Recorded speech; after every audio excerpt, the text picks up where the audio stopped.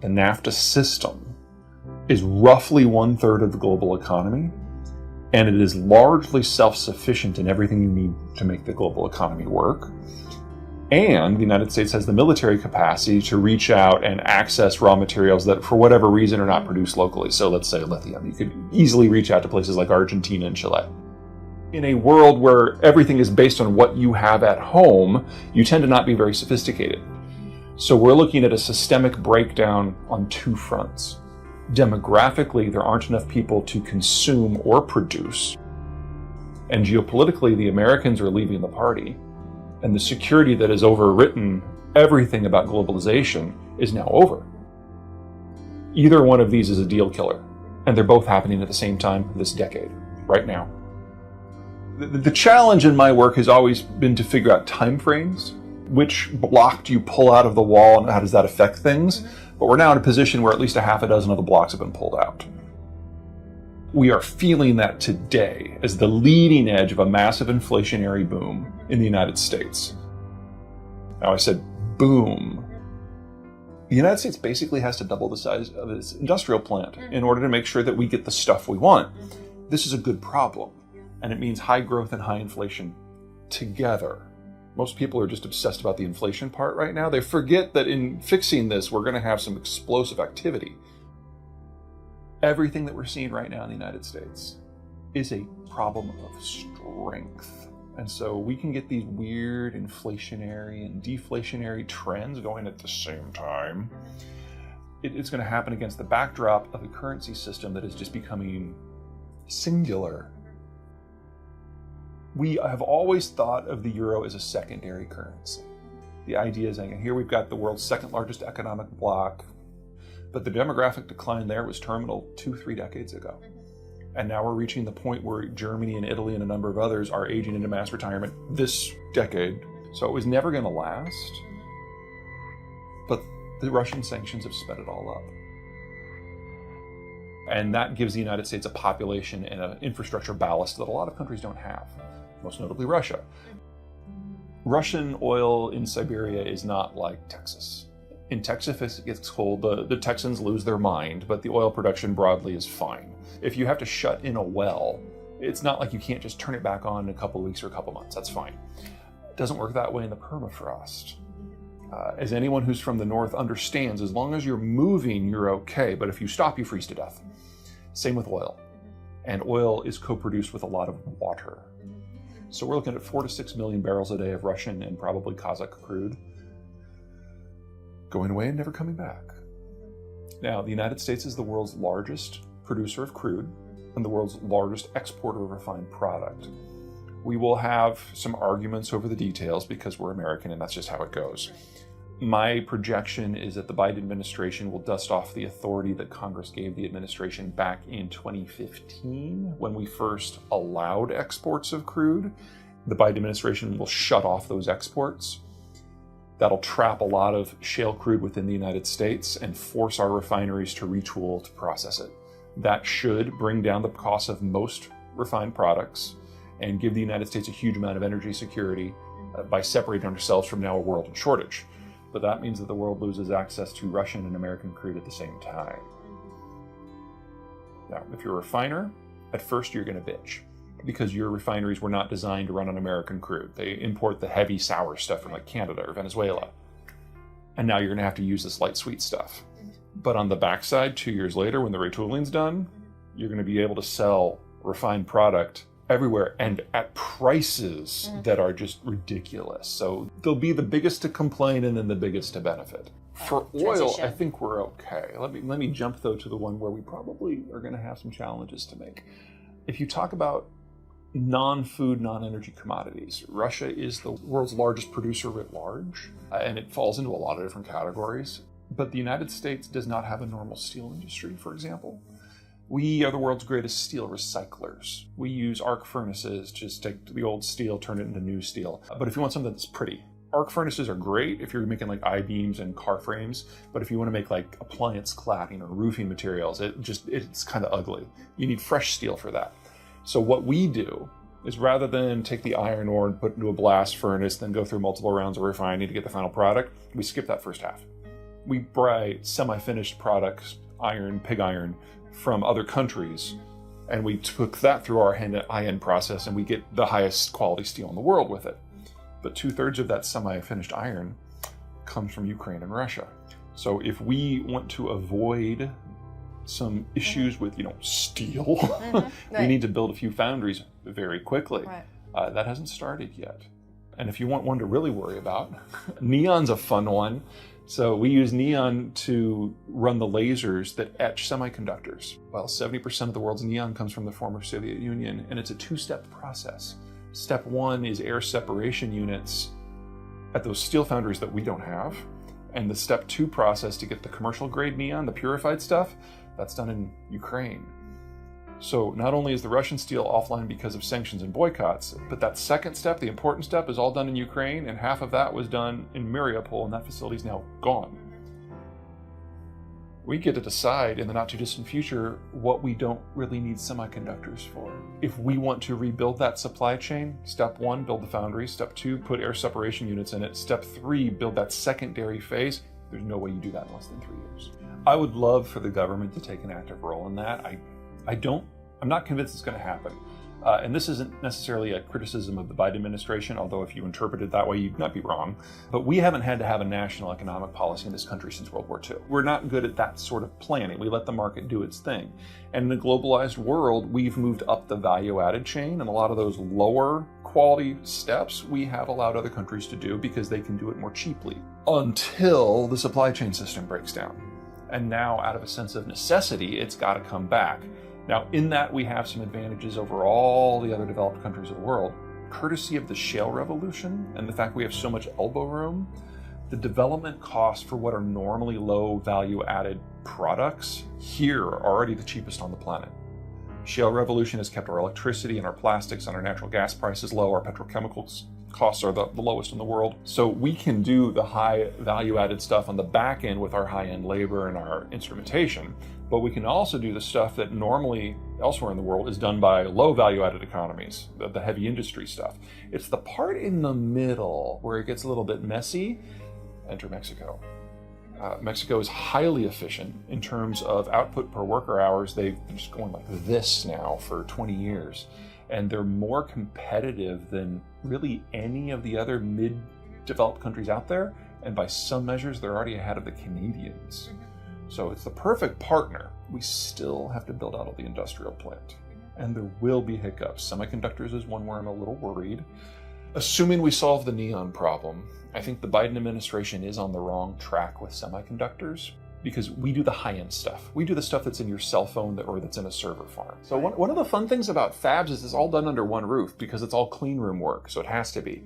We only produce about 12% by volume, but we produce about 60% by value. So if it's a chip you're going to use in a spaceship or a high-end cell phone or a server farm, it's probably made in the United States already. The high-end fab facilities that the Biden administration is chasing, these are things that are produced in places like Japan and Taiwan and Korea, allies. I'm not saying I'm disappointed that it might be coming back, but I'm like, that's not where the weakness is. The problems are further down the quality scale. If you're talking Internet of Things, that's probably China. If you're talking automotive, that's probably Malaysia. That's where the holes are going to be in the future.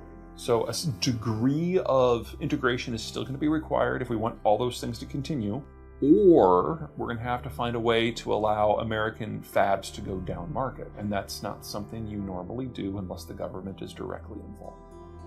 Some of the companies, based on what the manufacturing subsector happened to be, started these moves 5 years ago. Others, like Apple, refused to admit there was a problem until May. And so they're only now starting to get their arms around the size of the problem. And 94% of their supply chain is within mainland China, so yikes. One of the reasons that we don't trust the government to do this is the government has not a particularly good track record. And that's not a criticism of our government, that's of all governments. When the government is going to start picking winners and losers, there's a cost to that. And that assumes that they get it right every single time. We're kind of in this transition period now where we would like the government to be more productive. It's unclear if they can. And where the corporate world has risen to the threat, but several years too late. And it's happening just as the baby boomers move into mass retirement. So we're doing it in an environment of a financial and a worker shortage. Well, as a Gen Xer, the boomers going away is not doomsday, but that's just me. Every inflationary trend of the post-war period is now coming back, and every disinflationary trend is turning on its head. So when we had our first big industrialization push in the 50s and 60s, it was all industrial driven. We now have to do that again with the manufacturing build out. We have to double the size of the plant within 5 years. And then in the 60s to the 80s, we had the baby boomers come of age and buy houses and raise kids and all that consumer-driven inflation.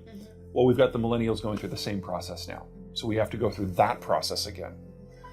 In the 80s and 90s, the Chinese joined the global economy, and so 1 billion workers pushed down the cost of manufactured goods. That's going away because the Chinese population is the fastest aging in history. And we also had an empire worth of Russian materials dumped on international markets in the 90s, keeping commodity prices under control for 30 years. And that's all now going away. So all 4 of these are happening at the same time. So 9 to 15% inflation for the next 5 years, I think is a good kind of starting point for the conversation. That assumes that we actually put our back into rebuilding and building out the industrial plant. If we fail to do that, we get almost as high of inflation, but 5 years from now, we haven't fixed the problem, and that just continues. For the last 25 years, Texas has been the American state that has grown the most robustly because, I don't want to say they've been anticipating this, but because a lot of the natural advantages of the United States, cheap land, cheap food, cheap electricity, exist there in spades, and they've got the partnership with Mexico just across the border. The Texas-Mexico axis has been globally competitive at the height of globalization in almost every sector. We now have the opportunity for the other 49 to join the party. And that's great. But every state is going to have their own policy. Every municipality is going to have their own policy, and not everyone's going to get it right. We're going to see both the strengths and the weaknesses of the federalized system now. Because the ones that get it right, hopefully the others can learn from it. But we're not all going to get it right on the first try. And places like South Carolina and Alabama and obviously Texas look really solid. But places like Florida and California are just kind of out in their own world right now. Manufactured products, the more complex they are, the more parts they have, the more varied a labor structure they require. So, for example, if you want to make a fax machine, the optic scanner is made by one group of workers. The plastic casing, which is injection molding, is made by a less skilled group. And then the wiring is done by somebody in the middle. 3 different groups, minimum. The more diversified the system, the more important it is to have a partner in the wage structure, both in terms of quality of labor and cost of labor. And that's one of the reasons why the Texas-Mexico tango works so well. Texas has your high-tech workers in Austin, has your mass manufacturing in San Antonio, has your financial center in Dallas, and has your heavy industry and medium industry in Houston. So that is already 4 just in Texas. You go south of the border and you've got a similar makeup with all of the Mexican cities. And so the back and forth works great. This is one of the reasons why automotive does well in this zone. Automotive obviously is going to expand. Heavy machinery, heavy vehicles like ag equipment, construction equipment, that is going to kind of be a tag-along. But I'd really look very closely at electronics. Whether you're talking, not cell phones, but pretty much everything else that is not a computer and not a cell phone that runs on electricity that you use in your house, whether it's a blender or a smartwatch or whatever else, that is really well positioned. It will also employ 3 to 4 times as many people as automotive. And it all needs to come back, because right now almost that entire subsector is done in East Asia and it's China-centric. And that's not sustainable anymore. This is not something that has to be just Texas, but Mexico's got to be a part of the process no matter what. All of the border states can play. There's more than enough for everybody. But the one downside, labor. We're pretty close to tapped right now, and the Mexicans are not too far behind. So there's definitely a first come, first serve sort of environment in play here. Well, there's 2 big issues here. And remember, the hard legal work has already been done for all of this. NAFTA 2 has been ratified and implemented by all sides. The U.S. already has a free trade deal with Colombia. So these are good things. The labor crunch in the U.S. and Mexico is becoming so acute that labor costs in Mexico have been rising. In part, this is because the Mexicans have moved up the value-added scale very impressively, but there's just a numbers issue. So Mexico is now in a position where it needs a lower wage, lower skill base. Mexico needs a Mexico. And Colombia is the most likely candidate. Second, like Mexico of 20, 30 years ago, Colombia is also a significant producer of a lot of the raw material inputs. So for first stage processing or lower value-added manufacturing, it was already a solid choice. And so we're going to be seeing North American Nafta integration with the Colombian manufacturing space in a way that I think is going to be really impressive. There are obstacles along their way, there always are. They could use a lot of infrastructure improvement, for example. But I'm pretty bullish and pretty positive on the nature of that integration moving forward. Yeah, Americans luckily have diversified their taste when it comes to what integration means. It used to be that if you lived in Kentucky, your idea of export was going to Indianapolis. That's in the past now. Most American business people are pretty savvy, and while not everyone can merge with the Mexican system as effortlessly as the Texans can, there's a degree of understanding in the American space that this is necessary, and it's not going to just magically happen. We have to work at it. When you start breaking down the system, you get smaller pieces with less reach and fewer materials and less manufacturing in a smaller market, but that's not true for everyone. So I can see a world where the United States, after some admittedly hiccups, a few years from now, is now looking at shorter, simpler supply chains that are closer to home in what has become basically a captive market with the world's largest consumption base. That's pretty good.